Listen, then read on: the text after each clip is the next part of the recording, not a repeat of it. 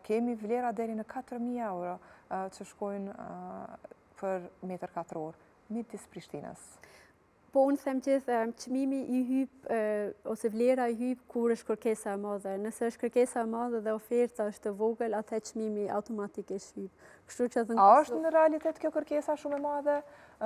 Ne thuhet që kemi shumë banesa, apartamente të cilat janë të lira, nuk po shiten, ose të janë thjesht të pabanuara. Mendoj që kërkesa në disa vende, në disa lokacione që thojnë prime location, është kërkesa aq e madhe që automatikisht tani rritet edhe çmimi. Të duket e drejtë kjo rritje, sidomos për një pjesë bashkë këtë në prime location që po e thua ti, ka vletrën deri në 4.000 euro, do thotë. Të them drejtin, jo, nuk është gjithë e drejtë, sepse nuk mendoj që çdo herë atë që paguajnë edhe ka vlerën, patundshmërisë. Por nëse dikush është ready me pagu ato, atëherë i hyp automatikisht. Pse jo? Pse jo të mos.